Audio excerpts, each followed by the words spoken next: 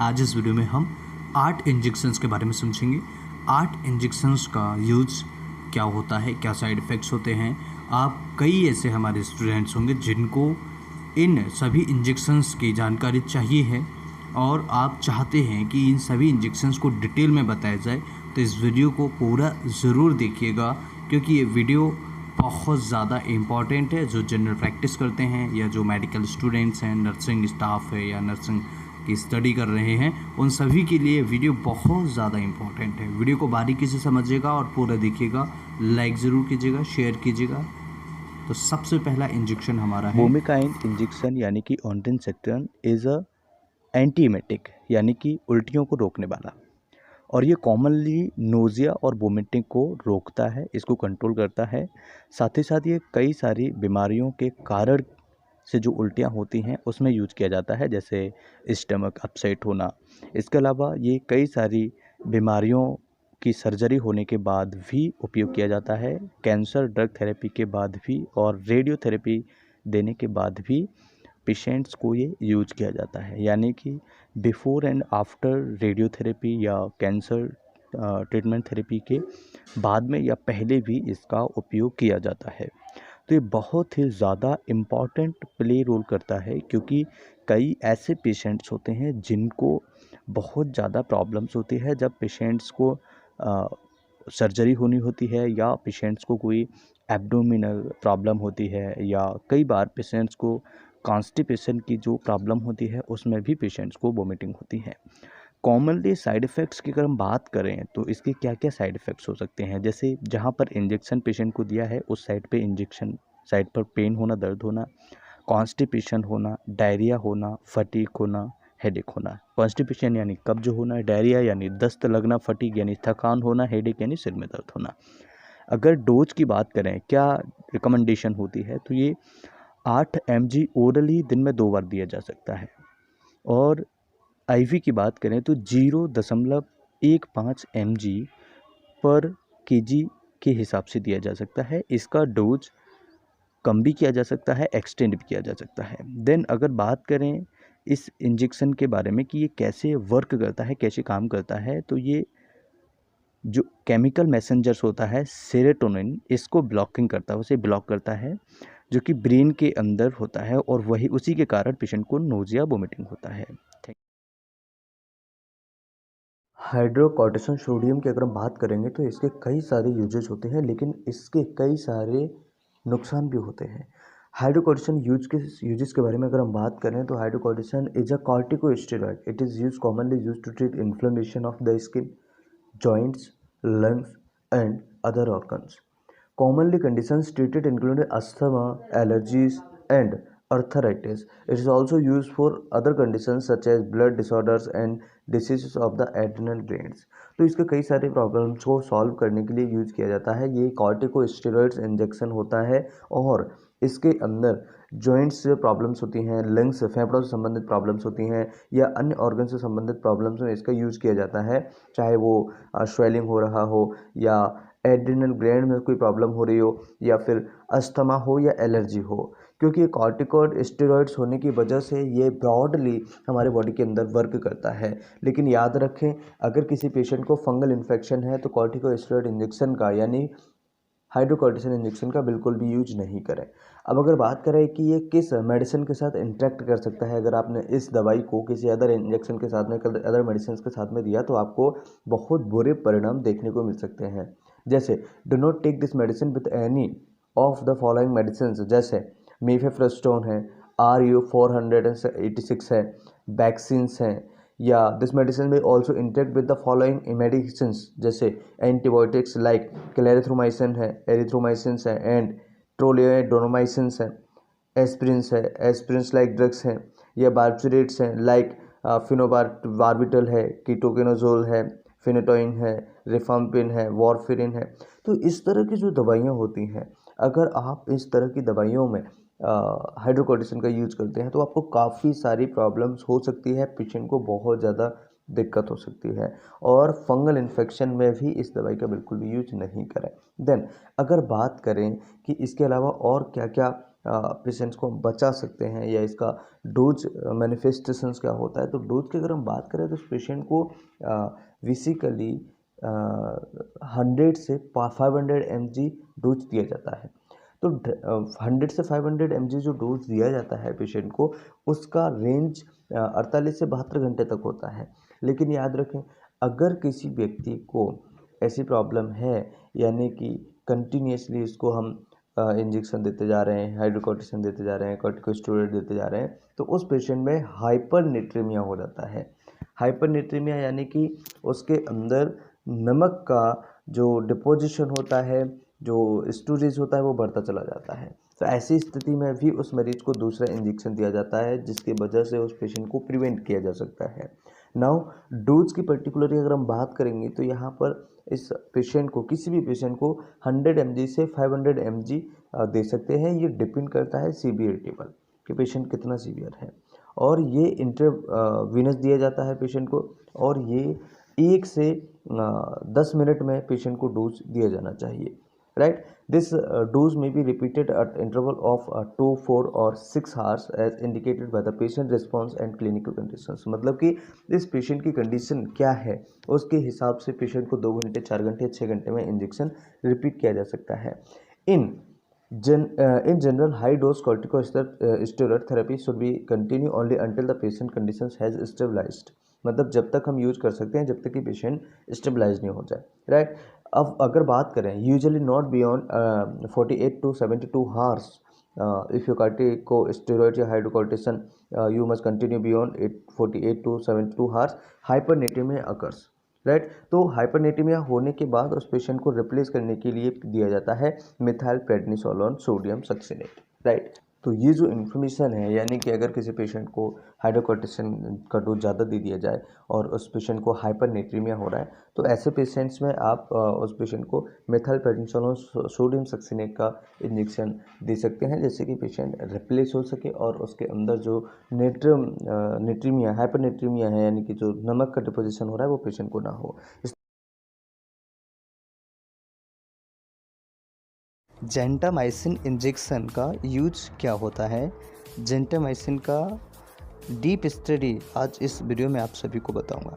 Gentamicin injection serious bacterial infection में use किया जाता है, यानी कि अगर किसी व्यक्ति को सीरियस बैक्टीरियल इन्फेक्शन होता है, बैक्टीरिया बहुत ज़्यादा ग्रोथ कर चुका हो, ऐसी स्थिति में जेंटामाइसिन इंजेक्शन का यूज किया जाता है। अगर इसकी क्लास के बारे में बात करें तो अमीनोग्लाइकोसाइड्स एंटीबायोटिक्स के अंदर ये आता है। अगर इसकी क्लास के बारे में बात करें तो ये अमीनोग्लाइकोसाइड्स एंटीबायोटिक्स के क्लासेस में आता है, और ये बैक्टीरिया को मार के उसके ग्रोथ को रोकता है। हालांकि ये जो दवाई है यानी जेंटामाइसिन है, ये कोल्ड, फ्लूज और वायरस इन्फेक्शन में बिल्कुल भी काम नहीं करता है। तो ये होता है जेंटामाइसिन का सीरियसली बैक्टीरियल इन्फेक्शन का यूज। अब अगर बात करें इसके कॉमन साइड इफ़ेक्ट्स क्या हो सकते हैं, तो कई सारी प्रॉब्लम्स होती हैं, जैसे नोजिया होना, वोमिटिंग होना, लॉस ऑफ एपेटाइट यानी कि उल्टी जैसी इच्छा होना, या उल्टी हो जाना, या भूख नहीं लगना, वज़न कम हो जाना, या सिर में दर्द होना, सिर चकराना, कई सारी ऐसी प्रॉब्लम्स होती हैं। इचिंग होना, रैशेस हो जाना बॉडी पे, और कहीं जिस जगह पे इंजेक्शन लगा होता है वहाँ पर दर्द होना। डोज के बारे में बात करें तो यूजुअल डोज रेंज होती है एडल्ट्स की कन्वेंशनल डोजिंग, जो कि 3 से 5 mg पर kg पर डे इंटरवीनसली और इंट्रामस्कुलरली होता है, जो कि 8 घंटे में डिवाइडेड करके दिया जाता है, राइट। मतलब कि 3 से 5 mg का जो हम डोज दे रहे हैं उसको डिवाइड करके दिया जाता है। पीडियाट्रिक्स की अगर हम बात करें तो ये 5 साल से जो बच्चे बड़े हैं उनको 2 से लेकर के 2.5 mg पर kg पर डोज इंट्रावेनसली इंट्रामस्कुलरली दिया जा सकता है एवरी 8 आवर्स में, और जिनकी उम्र 5 साल से अंडर है, 5 साल के बीच में है, उनको 2.5 mg पर kg पर डोज दिया जा सकता है। तो ये जो छोटा सा वीडियो था जेंटामाइसिन के बारे में, बॉकार्ड्स कंपनी इसे बनाती है, कई अलग अलग कंपनियाँ भी इसे बनाती हैं। केविन इंजेक्शन इसके अंदर क्या होता है, इसके यूजेस क्या होते हैं और इसे कब यूज करना चाहिए। बेसिकली केविन इंजेक्शन के अंदर जो मेडिसिन होता है वो फाइटोनडियोन होता है, जो कि विटामिन K1 है। ये इंजेक्शन प्राइमरली यूज़ होता है कि विटामिन डेफिशिएंसी के लिए, यानी जो विटामिन की डेफिशिएंसी होता है उसके लिए। देन ब्लीडिंग इन पीपल और ब्लड क्लॉटिंग प्रॉब्लम्स, जिन पेशेंट को ब्लीडिंग्स की समस्या है, जिनको ब्लीडिंग से रिलेटेड कोई इशू होने वाला है या उनको क्लॉटिंग फैक्टर से रिलेटेड प्रॉब्लम है, क्लॉटिंग प्रॉब्लम्स है, तो ऐसी स्थिति में इस टाइप इंजेक्शन का यूज किया जाता है। ये इसका मेन रोल क्या होता है कि ये चौथे और 13वें नंबर के प्रोटीन को क्लॉटिंग के लिए प्रोड्यूस करता है और उसको अच्छे से बनाने में हेल्प करता है। ये जो इंजेक्शन होता है ये विटामिन्स की कैटेगरी में इंजेक्शन आता है, यानी कि जैसे हम कहते हैं कि किस क्लास में मेडिसिन ये आ रहा है, तो ये विटामिन्स के क्लासेस में आता है। ये विटामिन की डेफिशिएंसी के लिए यूज होता है और पीपल को जो क्लॉटिंग फैक्टर्स में प्रॉब्लम होती है या जो ब्लीडिंग या क्लॉटिंग की दिक्कत होती है उसमें यूज होता है। जैसे कंडीशन में होता है, एक्सीडेंटल है, कट लग जाए, किसी को इंजरी हो जाए, हीमोफ्लेक्स वगैरह हो जाए किसी को, ऐसी नॉर्मल प्रॉब्लम्स में भी इसका यूज किया जाता है। देन अगर बात करें कि इसके लगाने से या इसको यूज करने से क्या साइड इफ़ेक्ट्स पेशेंट को हो सकते हैं, तो इसके बारे में अगर हम बात करें तो यहाँ पर कुछ चीज़ें मेंशन की हैं। जैसे कि अगर किसी पेशेंट को एलर्जिक है इस इंजेक्शन से, तो उस पेशेंट को काफ़ी सारी प्रॉब्लम्स हो सकती है। एलर्जिक रिएक्शन उस मरीज को हो सकता है, आपको फीलिंग हो सकती है, बहुत वीकनेस हो सकती है, टिंगली हो सकता है, आपको लाइट हेडेड होता है, वार्म, आपको हल्का हल्का गर्म सा लग सकता है, ईची हो सकता है, खुजली सा हो सकता है, चेस्ट पेन हो सकता है, छाती में दर्द हो सकता है, ट्रबल ब्रीथिंग, सांस लेने में कोई प्रॉब्लम हो सकता है, कोल्ड स्वेट हो सकता है, स्वेलिंग इन योर फेस हो सकता है, यानी चेहरे पर स्वेलिंग आ सकता है। देन अगर आपको ये कोई प्रॉब्लम है तो आपको इमीडिएटली अपने डॉक्टर से ज़रूर कंसल्ट करना चाहिए। देन एक बार उनको बताना चाहिए कि हमें ये प्रॉब्लम हो रही है। हालांकि इसके अंदर जो मेडिसिन है, फाइटोमिनाडियोन जो ड्रग है, जो इसके अंदर दवा है, वो बहुत ज़्यादा पॉपुलर दवा होती है और कई बार इसे प्लेटलेट्स पेशेंट के जब कम हो जाती है तो प्लेटलेट्स में ब्लीडिंग होने के चांसेस रहते हैं पेशेंट को, तो ऐसी स्थिति में भी इसका यूज किया जाता है।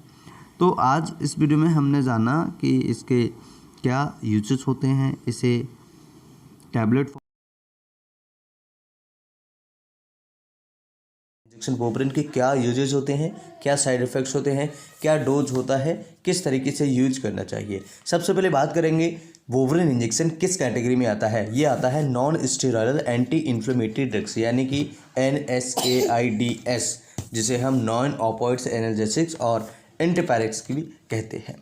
अब देखिए यहाँ पर दो वर्ड्स निकल के आ रहे हैं, एनाल्जेसिक्स और एंटीपायरेटिक्स। एनाल्जेसिक्स का मतलब होता है दर्द निवारक और एंटीपायरेटिक्स का मतलब होता है बुखार को खत्म करने वाली दवा। साथ ही साथ अगर बात करें वोवरिन एक्वा जो इंजेक्शन होता है, ये पेन रिलीविंग होता है, दर्द में राहत देता है और ये पेन यानी दर्द है, सूजन है, स्टिफनेस है, जॉइंट पेन है और लाइक अर्थराइटिस है या रूमेटॉइड अर्थराइटिस है, ऑस्टियोआर्थराइटिस है, एक्यूट मस्कुलर स्केलेटल प्रॉब्लम्स है, तो ऐसी स्थिति में ये यूज किया जाता है। कॉमनली अगर साइड इफ़ेक्ट इसके देखे जाए तो कई सारे इसके साइड इफ़ेक्ट्स देखने को मिलते हैं, जैसे हेडेक है, बेली पेन है, अपसेट स्टमक है, थ्रोइंग अप है, many small meals, good mouth care, sucking hard, sugar free candy और च्यूइंग शुगर फ्री गम में हेल्प।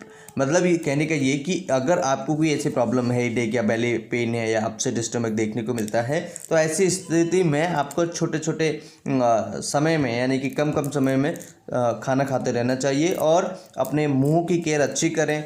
और शुगर फ्री आप कैंडी ले सकते हैं या शुगर फ्री आप च्युइंगम ले सकते हैं, जो कि आपको गम्स में या अदर माउथ प्रॉब्लम्स में हेल्प कर सकता है, राइट। इसके साथ में ये talk with doctor about stool softener और laxative loose stools diarrhea harm to the liver में रेयरली हैपन, राइट। तो ये जो मेडिसिन है ये कॉन्स्टिपेशन भी कर देती है, इसलिए आपको ध्यान रखना चाहिए। अगर बात करें ड्रग इंटरेक्शन के बारे में, ये इस वीडियो का मोस्ट इम्पॉर्टेंट पार्ट है। इस वीडियो को इस पार्ट को स्पेशली मिस मत करना, क्योंकि अगर आपने इसको मिस किया तो काफ़ी सारी जानकारी आप छोड़ सकते हैं। ड्रग इंटरेक्शन का क्या मतलब होता है? देखिए, ड्रग इंटरेक्शन का मतलब होता है कि ये जो दवाई है किस किस के साथ में नहीं ली जा सकती है। ड्रग कंटेनिंग पेन किलर्स जैसे नीमोसलाइड, पेन किलर्स दवाइयाँ जिनमें नीमोसलाइड है या ऑक्सीफेन विटोजोन है या मेटामिजोल है या एंटी ब्लड क्लॉटिंग एजेंट्स हैं जैसे वारफेरिन है, ब्लड प्रेशर लोअरिंग एजेंट्स है जैसे हाइड्रोक्लोरोथियाजाइड है, मेडिसिन फॉर मेनिया लिथियम है।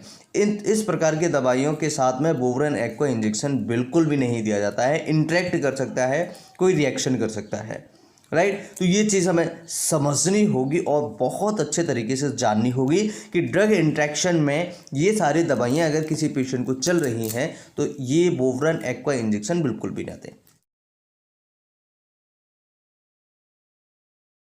इसे कई लोग डेरी फाइनल बोलते हैं, लेकिन इसका सही प्रोनाउंसिएशन होता है डेरीफिलिन।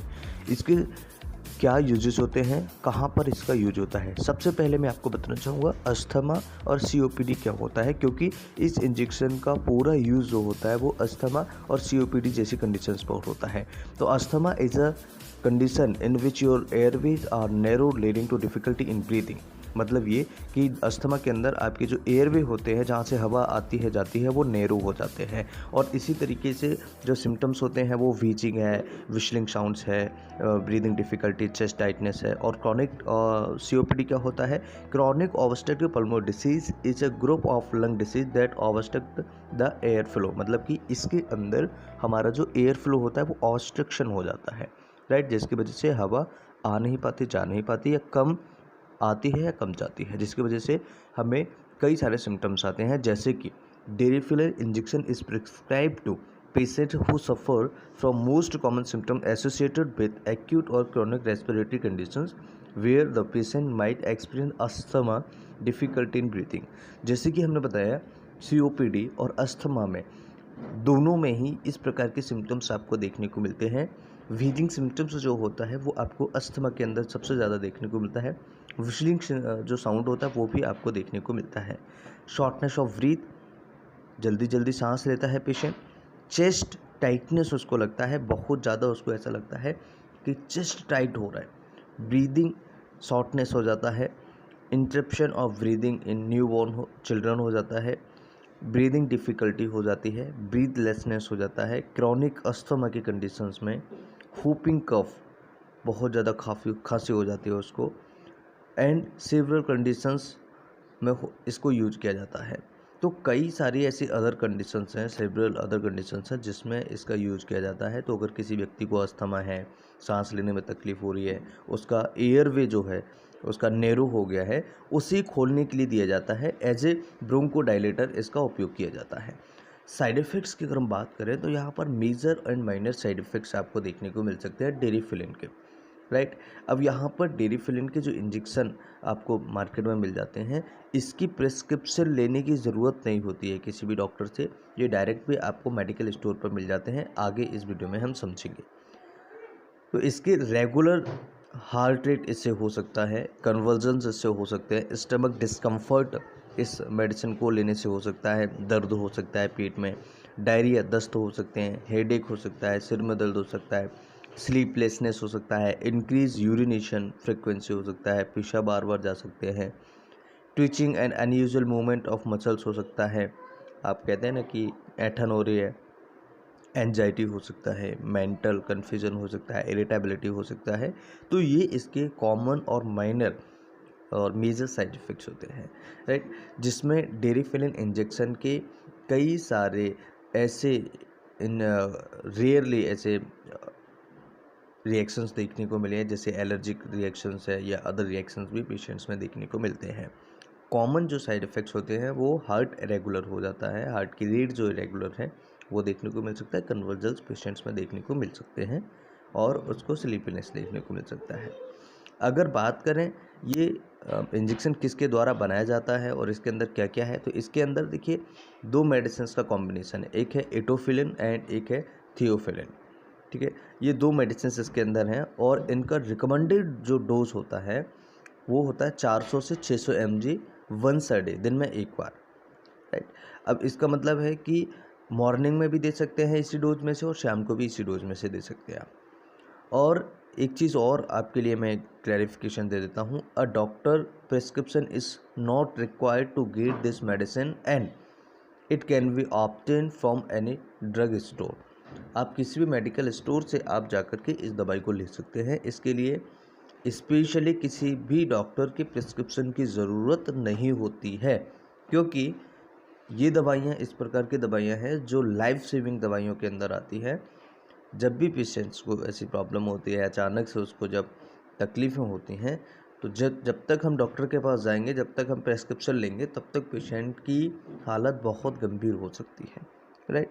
तो अगर कई लोग ऐसे होते हैं जिनको थोड़ा बहुत जानकारी होती है, तो इस इंजेक्शन का यूज किया जा सकता है। जाइडस कैडिला इस इंजेक्शन को बनाती है और 8 रुपये, 8.5 रुपये के आसपास आपको मार्केट में अवेलेबल हो जाता है।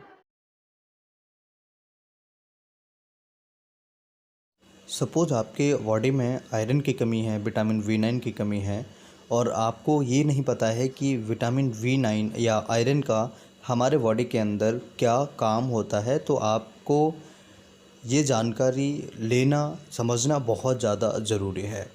इस वीडियो का अगर आप एक भी पार्ट मिस करते हैं तो आप लेवोजिन के बारे में डिटेल में जानकारी नहीं ले पाएंगे। सबसे पहले मैं आपको बताना चाहूँगा विटामिन V9 और फॉलिक एसिड का यूज क्या होता है। देखिए, the vitamin play a vital role in a DNA, मतलब कि जो हमारा DNA होता है उसके अंदर बहुत अच्छा रोल होता है। अमीनो एसिड्स के सिंथेसिस में बहुत ज़्यादा ज़रूरी होता है विटामिन V9 फॉलिक एसिड। इसके साथ में ये सेल डिवीज़न, ब्लड सेल्स का डेवलपमेंट और brain development, spinal cord development और बच्चे का ग्रोथ के लिए या प्रेगनेंसी के दौरान बर्थ डिफेक्ट्स के लिए बहुत ज़्यादा ज़रूरी होता है। इसी प्रकार से आयरन भी हमारी बॉडी के लिए बहुत ज़्यादा ज़रूरी होता है। अगर हम बात करें लेवोजिन सिरप के बारे में, तो ये 200 ml का सिरप आपको मिल जाता है मार्केट में, और इसके यूजेस होते हैं अगर किसी महिला को, किसी मरीज को खून की कमी, आयरन की कमी हो जाती है, फॉलिक एसिड की डेफिशिएंसी हो जाती है, जैसे एनीमिया होना, वीकनेस होना, बहुत ज़्यादा फटीग, थकान, कमज़ोरी लगना, सांस लेने में तकलीफ़ होना खून की कमी की वजह से, सिर में दर्द होना, बहुत ज़्यादा इरिटेबिलिटी, चिड़चिड़ापन होना, डिफ़िकल्टी इन कंसंट्रेशन होना, मतलब कि पेशेंट का दिमाग नहीं लगता है, उसका पेशेंट का सही तरीके से उसको याद नहीं होता है, कंसंट्रेट वो एक जगह नहीं कर पाता है, तो ऐसी स्थिति में इसका उपयोग किया जाता है। लेवोजिन सिरप के कई और भी फ़ायदे होते हैं। इसके अन्य फ़ायदों की अगर हम बात करें तो इसे न्यूट्रिशनल डेफिशिएंसी प्रेगनेंसी के दौरान दूर करने में मदद करता है। अगर किसी महिला को प्रेगनेंसी है, उसको अगर न्यूट्रिशनल डेफिशिएंसी है, तो ऐसी स्थिति में इसका उपयोग किया जाता है। ये अल्कोहल फ्री है। साथ ही साथ ब्रेस्ट फीडिंग के दौरान भी इसका उपयोग किया जाता है। साथ ही साथ सर्जरी के बाद भी इसका उपयोग किया जाता है, और न्यूट्रिशनल माल एब्जॉर्प्शन के बाद भी इसका उपयोग किया जाता है। तो इसके बहुत सारे फ़ायदे हैं। लेवोजिन सिरप पीने के कई सारे हेल्थ बेनिफिट्स आपको मिल जाते हैं। खून की कमी पूरी करता है, एनीमिया को दूर करता है, शरीर में थकान, कमज़ोरी, चिड़चिड़ापन, नसों की कमज़ोरी, इसे भी ये ठीक करता है। इसके अंदर अल्कोहल नहीं होता है। मर्क के द्वारा ये फार्मास्यूटिकल्स के द्वारा बनाया जाता है। ये आपको 130 रुपये के आसपास मिल जाता है। ये एक छोटा सा वीडियो था। अगर वीडियो अच्छा लगे तो शेयर करें, लाइक करें, अपने दोस्तों के साथ ज़रूर भेजें इस वीडियो को। V9 और आयरन की मात्रा बहुत ज़्यादा ज़रूरी होता है प्रेगनेंसी के समय पर। Dexamethasone is use to treat condition such as, यानी कि इस डेक्सामेथासोन का उपयोग, इस प्रकार की दवाइयों का उपयोग ऐसी बीमारियों में उपयोग किया जाता है जैसे आर्थराइटिस है, ब्लड से संबंधित या हार्मोन से संबंधित बीमारियां हैं, या फिर ब्रीदिंग से संबंधित बीमारियां जैसे सांस फूलना, या फेफड़ों में कई सारी प्रॉब्लम्स होती हैं, या बॉवेल डिसऑर्डर्स यानी कि आंतों से संबंधित बीमारियां, कैंसर से संबंधित बीमारियां, इम्यून सिस्टम से संबंधित बीमारियों में ट्रीट किया जाता है, यूज किया जाता है। इसके बाद एड्रिनल ग्लैंड से संबंधित जैसे कजन सिंड्रोम है, इसका यूज किया जाता है। इसे कॉर्टिकोस्टेरॉइड्स कहा जाता है। कई सारी बीमारियों में, एलर्जिक रिएक्शंस में या स्वेलिंग, एंटी इन्फ्लेमेटरी की तरह भी ये उपयोग किया जाता है।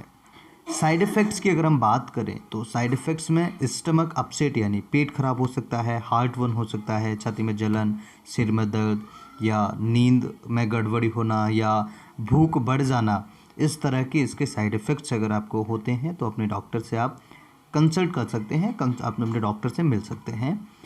साथ ही साथ अगर इसके डोज के बारे में बात किया जाए तो एक्चुअल डोज क्या होता है। यूजुअली जो डोज की रेंज होती है वो ओरल अलग होती है, आईवी अलग होता है, आईएम अलग होता है। तो बेसिकली 4 से 20 mg पर डे इसका डोज होता है, इससे इसका डोज एक्सीड नहीं होना चाहिए, राइट। तो इसे हम 2 से 4 डोज में डिवाइड करके भी दे सकते हैं, और अगर पर केजी के हिसाब से बात करें तो 0.4 से लेकर के 0.8 mg पर केजी पर डे के हिसाब से दिया जाता है। तो ये इसका डोज था, और साइड इफ़ेक्ट्स हमने जाने, इसका एक्चुअल यूज क्या होता है। इस छोटे से वीडियो में बहुत डीप इन्फॉर्मेशन मैंने आप सभी को देने की कोशिश करी है। वीडियो अच्छा लगे तो आप इस वीडियो को ज़रूर शेयर करें, दोस्तों को भेजें। नमस्कार, thanks for watching. Full information प्राप्त करने के लिए चैनल को सब्सक्राइब करना ना भूलें, वीडियो को लाइक जरूर कर दें और अपने दोस्तों से शेयर करना ना भूलें। और कोई डाउट आए तो मुझसे कमेंट में जरूर पूछिएगा। Thank you.